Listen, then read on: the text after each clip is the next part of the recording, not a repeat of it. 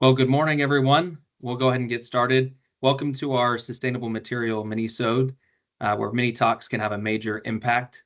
Today, we're going to go ahead and tackle what's coming in the new year, 2025 horizons, how to navigate sustainable materials commodity markets. Today, we're going to have Patrick Owens from the MARAD executive team share some insights and share some of his key learnings as we head into the new year to help equip you for what's coming. As we get started, just a couple housekeeping items. We do have this meeting. It will be recorded today, and we will be sharing that out. We'll run through some brief introductions before we hit the topic. As we're going through, you will have a Q&A option at the top of your screen. We'll save some time at the end to answer any questions that pop up, and certainly be prepared to ask those questions as we go. And then once this meeting is concluded, as I share it will be recorded. We'll be sharing that out both on our social media platforms, LinkedIn, as well as on the YouTube channel with any past minisodes that are also taking place. As I mentioned, Patrick Owens is going to be presenting to us today. Patrick is a seasoned veteran in the sustainable materials space. Not only is he certified with Zero Waste USA and as a true advisor, but he has extensive experience in the zero waste arena and in the recycling space. So I'll go ahead and turn the platform over to Patrick. Good morning, and thank you, Jeremiah. As we come to the close of this year, we thought we'd review just a few kind of key highlights from the 2024 year before we talk about what to expect in 2025, and also share what are some potential actionable insights for 2025 that you can plan around to take advantage. So for 2024, it's been more of a typical year in the industry for transport packaging. We've had a pretty robust national economy, especially as opposed to the rest of the world. A lot of the underlying activity in the U.S. has been driven by AI investments. It's amazing what the AI has done for the NASDAQ this year, as we've seen significant increases, and we continue to see increased investment there. And as I'll talk about in 2025, we're going to start to see some of the promises of AI delivered in technology that's going to directly impact what we do here in this market space. We've seen some improvements in commodity pricing this year. It's been more of a typical year in the sense that there's some materials that have seen some nice improvements and others that have been, flat to slightly down. One of the big events this year has been Minnesota. Minnesota is the fifth of the states to sign single-use packaging extended producer responsibility laws. And with that, approximately 25% of U.S. global economic activity now will be, by the end of this decade, covered by extended producer responsibility. And that truly is going to have disruptive impacts on the industry. Another change we've seen this year has been the shift from carrots to sticks with regard to incentives for climate change investments. And so we had the federal government providing all types of grants and tax incentives and abatements for companies to invest in climate technology. At the state level, we're seeing more of a stick approach, and they're basically states, as I just talked about EPR, but are going to be using more legislative mandates to change not only recycling practices, but also recycling content for materials. And we're starting to see more activity. And this year, we saw several states enact those legislative requirements. And then finally, we can't talk about 2024 without talking about the new administration. With a change in administration, there's a change of priorities. And I think we're seeing some of the impacts already before the administration takes place, especially with regard to some of the imports we're seeing in activities in certain ports of entry in the U.S. So speaking of, activity, overall for this year, a couple of kind of data point examples, and these are all national. So obviously there are regional markets where there may have been some changes. But OCC prices overall from January this year are down about 10% year to date. Not surprising and not a significant change. I mean, we saw OCC prices up by 70% last year in a 12-month period. So it's just coming back to more of a normal historical price level.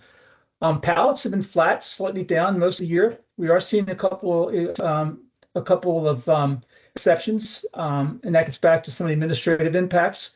So along the ports on the West Coast and maybe along the Great Lakes, we're seeing some impacts as companies, we believe, and what the experts are saying, are companies are basically pushing ahead orders in advance of potential tariff impacts. So it's creating some false signals in demand. It may not be true to underlying demand, but it's definitely impacting the cost right now on some commodities.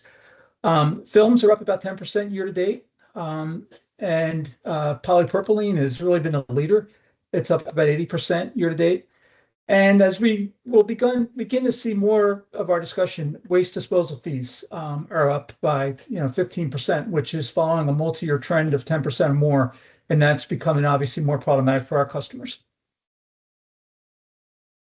So when we think about 2025, there's a couple of big takeaways we really want to share with you today. The first is EPR. In the last 70 years, in the transport packaging, the primary packaging, and secondary packaging market space, there has been no bigger impact than what we will see in 2025 with the advent of the EPR law going into effect in Oregon. Now, Oregon is only less than 2% of US economic activity, but Oregon represents the first of these states that have legislated now EPR, and EPR means extended producer responsibility. It shifts the burden of responsibility for managing the life cycle of packaging materials from the taxpayer and the jurisdiction to the manufacturer. And so all of a sudden, all these materials now are going to cost these manufacturers, in some cases, very small companies, $10,000 a year incremental. For the companies like Amazon and Walmart and others doing business in Oregon, it could be $10 million plus a year in incremental costs. So these are not insignificant, and it's going to change the face of the industry. I say that because transport packaging is now going to shift from, hey, we can make a few dollars at the local level by selling, recycled bales of paper and plastic, to a cost center. So it's no longer a revenue center. And I say that as an example, you can use stretch film. Stretch film cost, because it's single use for pallet wrap, you may be able to sell that in the open market for a couple pennies a pound if it's mixed grade, starting in 2025, and it's the first in many states. It's going to cost about 72 cents a pound to dispose of that. So there is no more profit center; it's a cost, and that's across all the materials that are considered and characterized as single use. And finally, there's going to be a bigger focus on zero waste as companies look to eliminate some of these significant cost headwinds. So these are big impacts, and I would encourage you to become familiar with EPR laws. Jeremiah has placed into the chat a link to the CAA, which is the Circular Action Alliance, which is a nonprofit that's made up of the founding members like Walmart, Target, Amazon, and they're managing EPR laws in these states. And you'll get some really good insights. And if you want to really have some actionable insights to give your company a competitive advantage going into next year, I would strongly encourage you to take a look at these reports and to become familiar with what this means, because there are significant opportunities as a result. On the policy side, we talked about tariff demand surge that's not real. We're going to find out just what that demand surge will be, how long it'll last.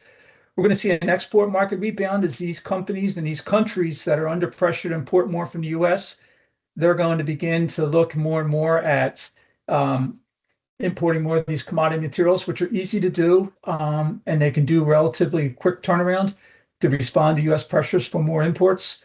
So I think we'll see that. And we're going to see more regional trade take hold as these tariff threats take hold. So, look to the southern border, look to the northern border, look to regional trading blocks, and we'll start to see some opportunities there as some of these trading alliances start to shift to respond to the new administration. I mentioned technology. Under technology, I think the big walk away for next year is that AI, with over close to $1 trillion in investment, is going to really have some significant, although there's been quite a few significant innovations this year.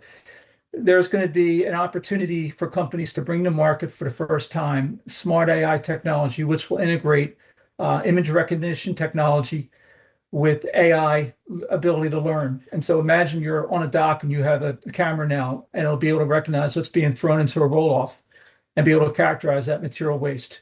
Or imagine that your truck is being loaded and is 3/4 loaded, and AI recognizes that it's now 3/4 loaded and automatically basically comes back and notifies the vendor or the company that, hey, we have a truck that's going to be ready to be picked up in 2 hours. This is where the AI is going, to visual learning. Or imagine your pallets are being unloaded in the back of the truck, and it'll be able to actually count real time the number of blue pallets, the number of red pallets, the number of reusable plastic pallets, and the number of whitewood pallets. This time next year, that market will already exist. That technology is already being tested. And so it's going to be truly revolutionary. And then finally, on reusables, if you're in the reusable market space, I can say, and I am excited about it, that there has never been a better time to get to understand why EPR is going to give you a significant value proposition enhancement than you had up until today. And I say that because with these new costs associated with single-use packaging, an example will be OCC. If you're trying to sell reusable containers in place of OCC or boxes, going forward, every ton of OCC that ends up in a roll for a landfill will be charged $60 a ton. And so if the market for OCC is $70, all of a sudden, that $70 you're getting to sell the OCC is now only $10 a ton. And so that's just one example, but there are hundreds of examples of products now that are going to be signed values or cost that as you eliminate those materials, it's going to become very, very costly. And so it's an exciting time. As I said, next year, in the last 50 years, there's never been a more impactful year. You may not feel it from where you sit in your organization or where your organization sits in the supply chain, but I promise you that our customers are feeling it. And any national customer that has business on a national basis is already gearing up their packaging programs and their approach to the marketplace to respond to this new reality that these laws are going to go into effect across basically most of the US, and that they're now going to be responsible for this packaging from beginning to end, and that reusables are the only way to truly avoid these new costs that are coming down the pike. So that's my quick hits for you for going into 2025. Happy to talk about it more. You can always call me, reach out to us at Marad. We exist to work with you as a collaborative ecosystem. And I hope that the opportunity as we go into 2025 to leverage what we know as competitive insights will give us all an opportunity to have a successful year next year. Fantastic. Thank you so much, Patrick. I know that was quite a lot of information to pack into a short moment. And certainly if there are any questions, Patrick is always available. We'll share his contact information at the end. You're always welcome to reach out and engage him for further discussion and dialogue around EPR. Now, while we were going through, we did have one question come up, and I think we'll only have time for one. But Patrick, if you could just elaborate maybe more, how can companies leverage their knowledge of EPR and what you just shared for a competitive advantage in the marketplace? Okay, so what I would say is go to the Circular Action Alliance website, and they have a lot of public reports. Focus on Oregon, because Oregon is a template for all the states that will follow. And basically, if you are in the reusable space or in a space where you consider what your product or offering is to be sustainable, is take a look at what the new costs will be associated and update your value proposition. And so there's an opportunity to quantify your value proposition much more favorably on an economic basis than just a carbon emissions basis if you're in a reusable space. That's two. And then I'd also say that this the organization that's the nonprofit that manages this, it's made up of, like I said, of the Walmarts, the Amazons. We've never had an industry opportunity to approach this kind of monolithic group to have such opportunity to reach critical mass. So if you have a truly innovative product or a truly innovative value proposition, by reaching out to the Circular Action Alliance and talking to some of their people, and their people are very receptive because they're looking for solutions, you'll have an opportunity to reach many, many more potential end markets by going through the CAA and having discussions with them and presenting them your solutions, because they are challenged to find ways to respond to the markets. If you're in the recycling industry, my final comment would be this.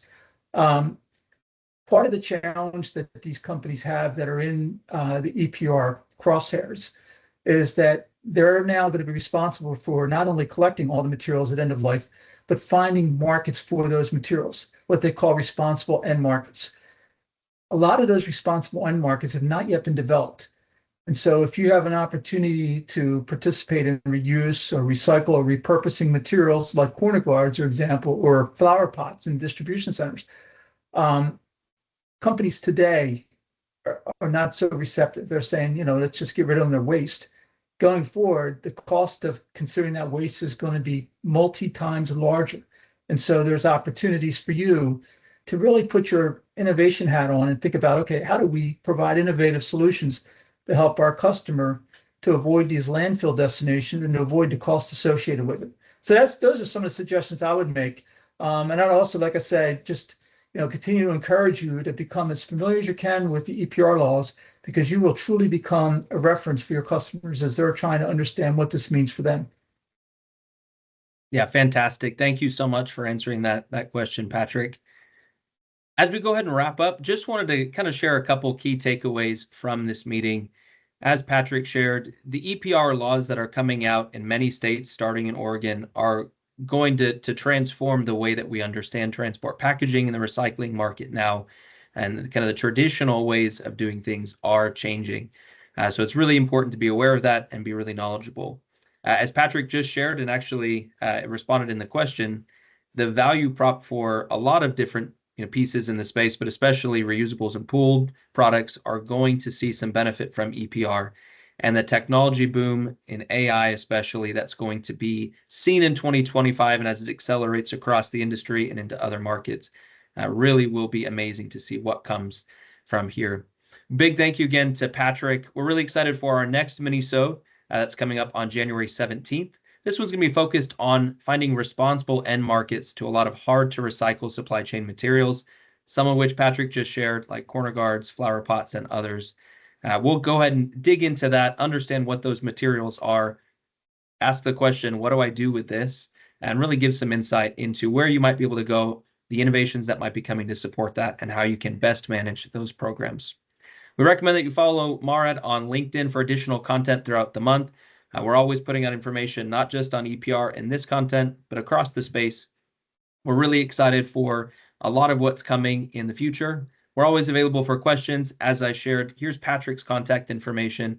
With any questions on EPR, anything that you heard on today's Minisode, feel free to reach out to him directly. Thank you guys so much for tuning in. We'll see you next month. Thank you.